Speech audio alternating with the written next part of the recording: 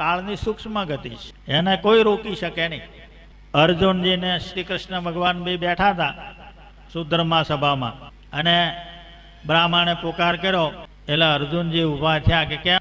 તો કે અત્યારે પૃથ્વી ઉપર કોઈ ક્ષત્રિય નથી, કારણ કે પહેલા રામાવતાર થયો ભગવાનનો ક્ષત્રિય હતા, એ શુદ્ધ.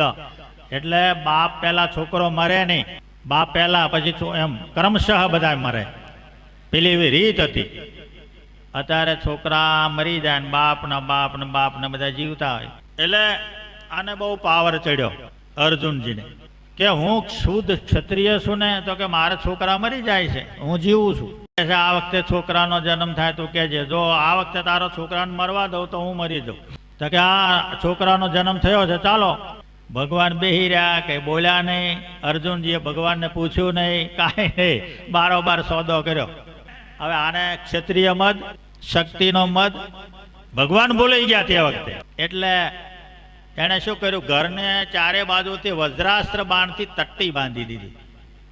વજ્રાસ્ત્ર બાણ કીડી જેવું પ્રાણી અંદર પેસે નહીં, અને ચાર દિશામાં ચાર ફરતા બાણ મૂક્યા, સતત ભ્રમણ કર્યા કરે. અને એક બાણ લઈને એ હામમાં ઉભા રહ્યા, સુતિકા ગ્રહની સામે. એટલે બાળક જ્યાં હતું ત્યાં કાળ આવે ને તો આ વખતે ઉડાડી દો, એવો નિર્ણય લઈને.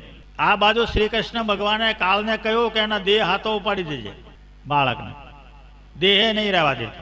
હવે આ તો આ કાળને આજ્ઞા ભગવાન, એ તો દેહ હતો ઉપાડી ગયો. બાણ ભમતા રહ્યા, વજ્રાસ્ત્ર બાણથી તટ્ટી બાંધી હતી, એ હામો ઊભો હતો અર્જુનજી. કાંઈ નહીં, ઓલો બામણ ફરતો ફરતો સુતિકા ગરમલ ઘોડી આમ જોયું તો બાળક જ ના મળે, અને અકળાયો બરાબર આના ઉપર. હે કે છે તારું ઈજડાનું મોઢું જોયું તો મારે તો બાળક ગયું, નહીં તો પેલા અગ્નિ સંસ્કાર કરતો કંઈક એને એમ સંતોષ રહેતો મને. આ તો બાળક જ નથી. એની પહેલા અર્જુનજીએ જોઈ લીધેલું ખરું કે બાળકનો જન્મ નહીં, પાકું.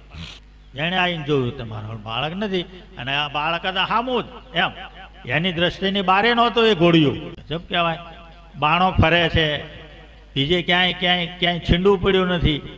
બામણ કહેતા હવે બળી મારતો, પ્રતિજ્ઞા લીધી છે ને લાકડા લઈ આવું તારા માટે. ભગવાન આવ્યા, શું છે ભાઈ કે આવું થયું? ભગવાન કહું હું બેઠો હતો ને તારે ડાપણ કરીને શું કામ હતું? શ્રીજી મહારાજે એટલા માટે વચનામૃતમાં કલમ લખી છે કે અમે એવી કળ ચડાવી મૂકી છે કે ફરીથી દાખલો કરવો પડે નહીં. એવો આ સંસારમાં એ કળ ચડાવી ચાલ્યા જ કરે નિમિત્તે.